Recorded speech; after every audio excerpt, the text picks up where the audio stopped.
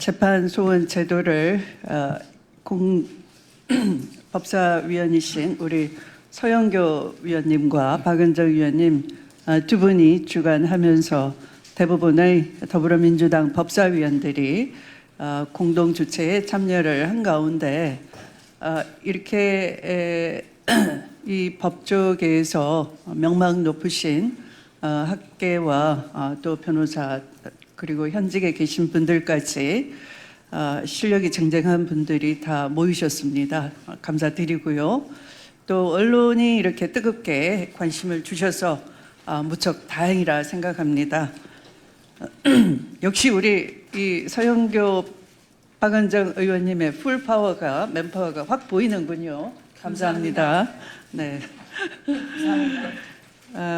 이 헌법재판소는 우리가 익히 독일 헌법재판소의 유래를 잘 알고 있습니다. 나치 시대에 이 법률과 재판이 나치의 통치 도구로 활용이 됐습니다.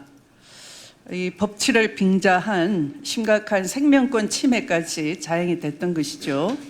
그리고 거기에 동조했던 나치 수하들에 대해서도 굉장히 처음에 초기에는 관용적이었습니다. 그래서 독일 헌법재판소가 만들어진 것이고 독일 헌법재판소에서는 현재까지도 이 헌법소원의 95%가 재판소원인 겁니다. 그래서 일각에서 이 재판소원을 열어주면은 엄청나게 헌법재판소에 그 재판소원이 폭증하지 않을까 이렇게 염려를 하시는데요.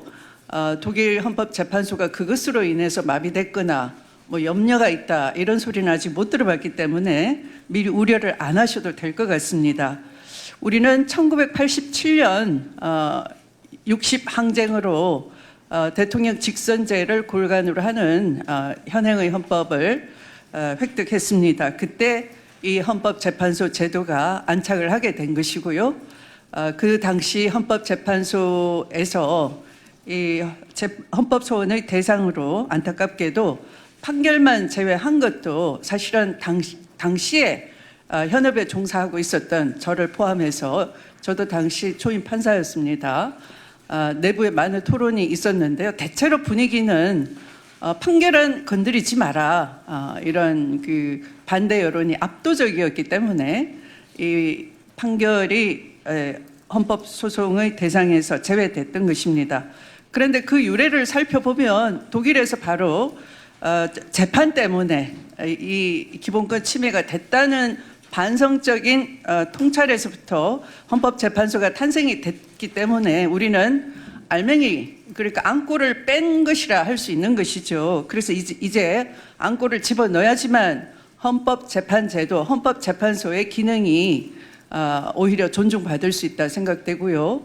그 당시 헌법재판소 설립 자체도 논란거리였습니다. 왜 필요하냐. 그리고 마치 이 사법부에서 대법원의 사랑방 하나 내주듯한 그런 얕잡아보는 인식이 팽배했습니다. 그런데 헌법재판소가 없었더라면 우리가 두 번의 국난을 극복할 수 있었겠습니까?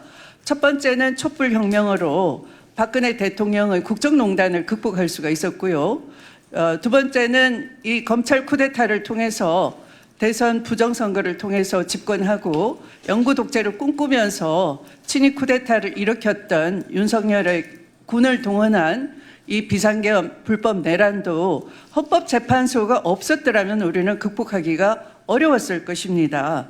그런데 이제 국민기본권 보장을 위한 판결을 포함해서 완성체를 만들어야 되겠습니다. 윤석열의 계엄령에 너무 끔찍했습니다. 바로 포고령에는 국민 기본권을 직접적으로 침해하고 있음에도 불구하고 대법원장을 포함한 사법부는 버젓이 비상계엄이 합법일지도 모른다. 합법을 전제한 비상회의를 소집해서 열었습니다. 포고령에 대해서 이런 방구 언급조차 없었습니다. 이런 걸 보면 우리의 기본권 보장을 대법원은 굉장히 소홀히 하거나 둔감하다 라고 할 수가 있습니다. 이 1987년 현행 헌법에서 헌법재판소가 들어갔을 때 판결을 제외함으로써 제가 기억에 남는 가장 큰 피해자는 이른바 유서대필 사건에 있어서의 강기훈 피고인이라 할 수 있습니다. 이분은 재심을 통해서 복역을 다 하고 난 뒤에 재심을 통해서 24년 만에 무죄를 받았는데요. 이분은 젊은 시절 감옥에서 시달리고 그 후에는 그 후유증으로 간암을 얻어가지고 병말 시달리면서 평생을 보내버린 겁니다. 얼마나 안타깝습니까? 만약에 그 당시에 우리가 판결을 제외하지 않고 재판소원을 가능하게 했더라면 강기훈 씨는 대법원 확정 판결을 얼마든지 이의 제기하고 헌법재판소의 기본권이 침해됐다라는 헌법재판소원을 제기할 수 있었을 것입니다. 이분은 안타깝게도 사실은 제 기억으로는 감정에 당시 국가수 치안본부라고 하나요? 당시에는 국가수의 감정 자체가 문제가 상당히 있었습니다. 그래서 이 인권 단체들은 믿을 수 없다라고 해서 일본 감정인까지 전문 감정을 받아가지고 제출했음에도 불구하고 당시의 사법부가 이 통치 도구의 권위적인 통치 지배 질서 아래에서 수그리고 있었기 때문에 거의 복종하는 판결을 했던 것이죠. 그런 합리적인 감정을 배척하고 국가수의 의심스러운 감정을 취신을 했고, 그것은 24년 만에 무죄 재판에서는 그 감정은 고인의 감정이 맞고 유서대필이 아니다라고 됐던 것이죠. 그래서 그런 엉터리 재판을 왜 눈 감듯이 한 재판이 가능했느냐? 그것은 당시에 검사들이 해당 판사에 대한 약점을 쥐고 있었기 때문입니다. 기록 분실 사고가 있었고 그 기록 분실의 약점을 잡아서 재판부는 검사가 바라는 대로 재판을 할 수밖에 없었다는 뒷얘기가 있습니다. 확인해 보시기 바랍니다. 그래서 이런 기본권 침해가 심대한 상황에서는 정권이 진보적이냐 보수적이냐 하는 것은 국민의 선택입니다.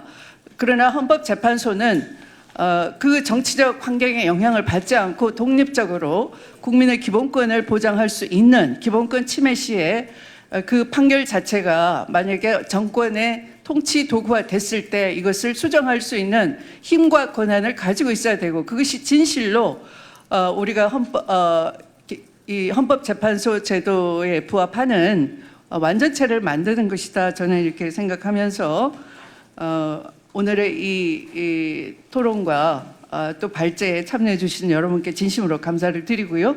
다시 한번 두 분 주간 의원님께 감사드립니다. 고맙습니다.